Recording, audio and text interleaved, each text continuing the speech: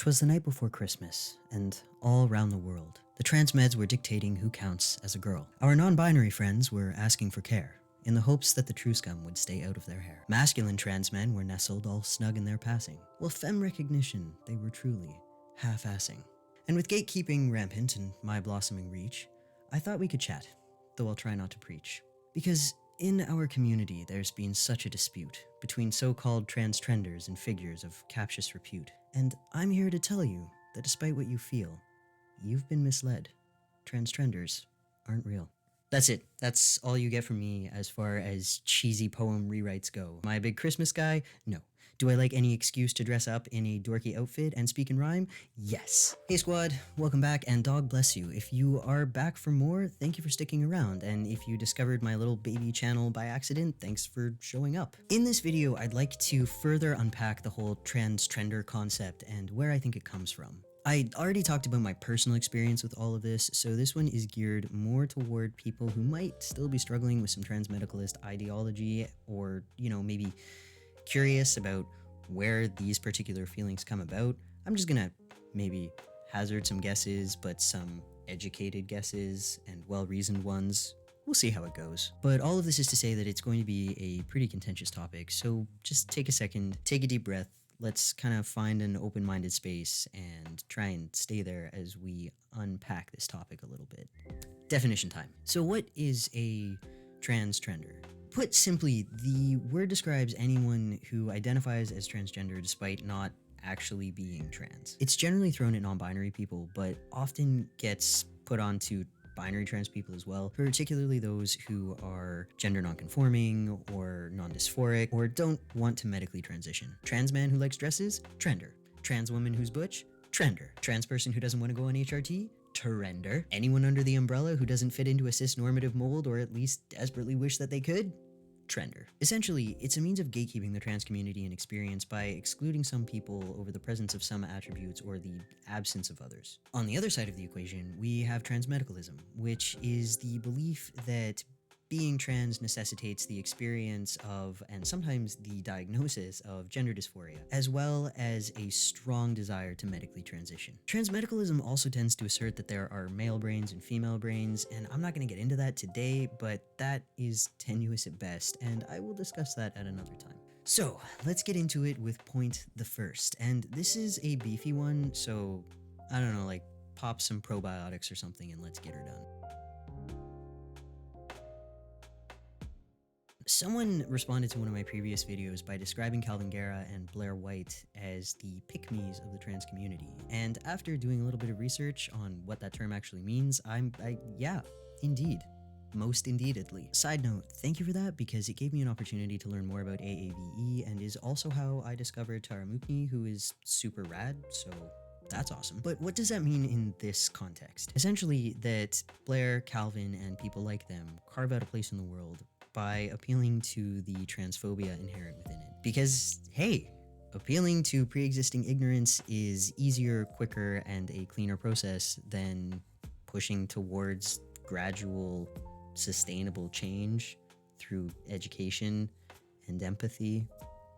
That sounds sarcastic, but really, it is easier. The process of othering trans people who don't fit the mold is in many ways a survival tactic for the people who are perpetuating the trender versus transmed divide within our community. It's trying to create an image of trans people that are more accessible and more palatable to cis people. And in some ways that does kind of make sense. Hang in there. Cis people overwhelmingly make up the institutions and barriers that impact our rights and access to the resources that we need, whether it's medical, social, or otherwise. It is simply unrealistic to say that that's not the case. So there is a certain amount of appealing to cis people that is just necessary in the current social and political climate. However, doing this by validating the restrictive gender roles currently in place isn't actually the way to achieve that goal. Progress doesn't typically come from playing within the established boundaries and hoping that the powers that be are going to acknowledge your basic humanity. All this does is feed the narrative that people who are restricting the rights of marginalized groups are in a position to give them or take them away in the first place. And I shouldn't have to explain why that's a problem.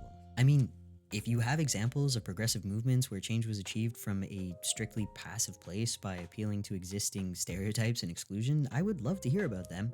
Go get your list. I'll wait. Sarcasm aside, I really hope you get what I'm getting at. The transmedicalist approach of pathologizing trans identities and cramming them into a cisnormative binary understanding of gender doesn't have the intended goal of normalizing those identities, nor should it claim that it does. It's broaching the topic with cis comfort at the forefront, and hinges on making compromises to serve that focus. This means that what's actually being normalized under this approach isn't the existence of trans people, but rather the fear and ignorance surrounding that existence. Being validated brings a lot of comfort, and contrary to popular belief, validation isn't just about positivity. You can definitely derive comfort from having your negative feelings validated as well. It's how abusers and hate groups gain and maintain power, by making people feel like they're correct in their negative preconceptions, whether it's about themselves or other people. This spares them the incredibly difficult and extensive undertaking that is recognizing that those preconceptions are wrong,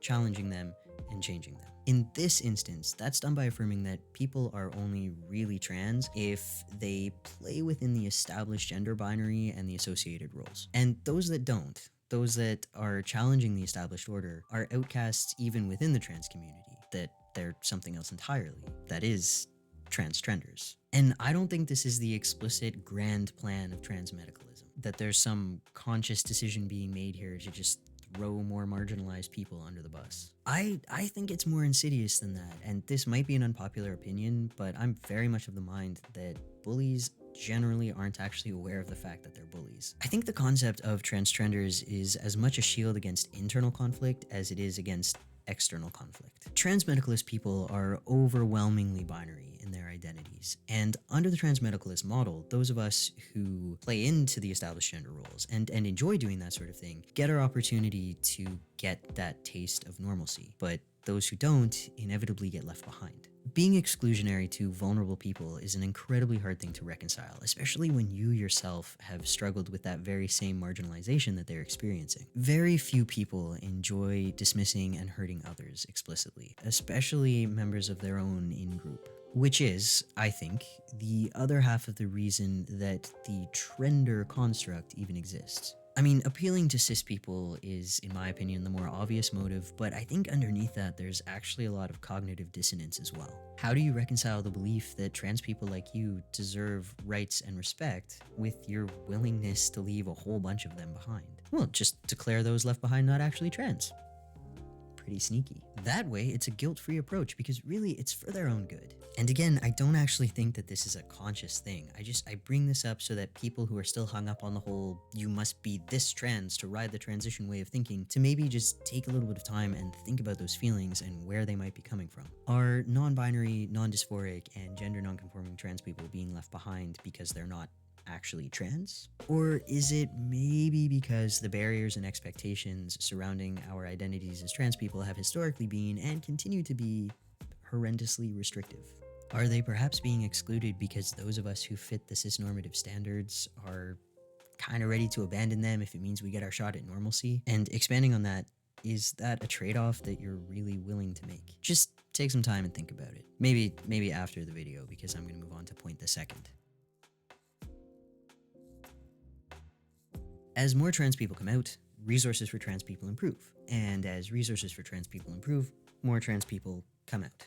Round and round we go. As visibility expands and care improves, each subsequent generation of trans youth is going to have an easier time accessing the resources that they might need. Not to mention gain a little bit more flexibility in how they present. Like, coming out was not a cakewalk for me, and even I know that it was exponentially easier than it would have been 10 years ago. I mean, some places still think that if you're not transitioning into heterosexuality, then you're not actually trans. Many transmedicalists are people who struggled quite a bit to come out and get the care that they need. And so while I think that this next point I'm going to make is sort of a footnote in the grand scheme of transmedicalism, I'd argue that there's a bit of a hazing effect at play here. Which is to say, I get it. It's tough when you've jumped through all of the flaming hoops to hear people talking about maybe, putting the fires out and bringing the hoops down to a more reasonable level. When you've been put through trial after trial and ridiculed and humiliated and rejected just to be part of this in-group, hearing someone come along and be like, the in-group sucks, is bound to put you on the defensive, especially when they go ahead and achieve the same goal through different means, because it's not fair. They're playing the game wrong. Being trans is painful and challenging, and it's not a feel-good party, or so we've been told. But is that really the case? And more importantly, do you sincerely think it should be? Like, why do we need to pay our dues in suffering? Where did this idea come from? Shouldn't we be happy that there's a recent trend of celebration rather than mourning? And if you could stop someone from hurting in a way that you hurt, wouldn't you want to do that? Now, do I think that every single person who says that they're trans is absolutely trans without a shadow of a doubt? No. And again, hang in there, because I promise I'm going to explain what I mean by that. Let me start this one with yet another question.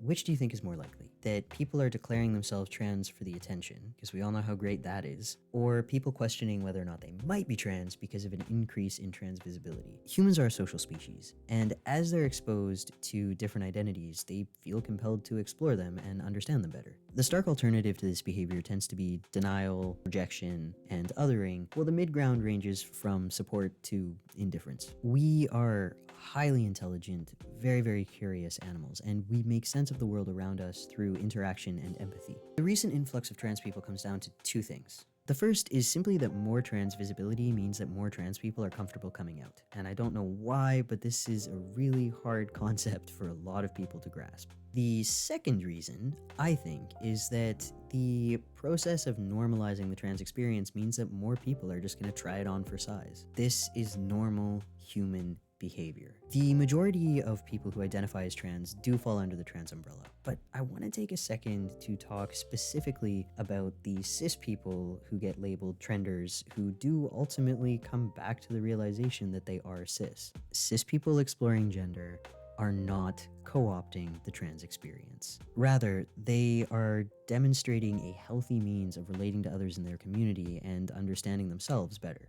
Very few people can just walk into a store and buy clothes without trying anything on to see if it fits properly and feels right. And the same is often true of identity as well. A lot of people just need to try things on. And much as I get a laugh out of amitransgender.net,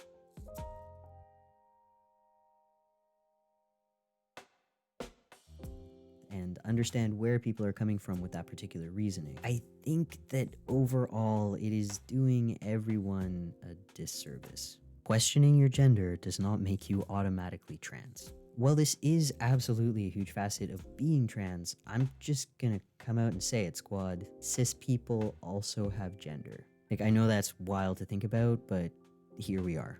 Transmedicalists claim that they're hard on trenders to save them the trauma of transitioning into dysphoria, realizing they made a mistake, and then ultimately having to detransition. But that does not make sense, because if they sincerely cared about that incredibly rare scenario, what they would do is foster an environment where people can ask questions and explore themselves without feeling like they need to make medical commitments to be valid in doing so.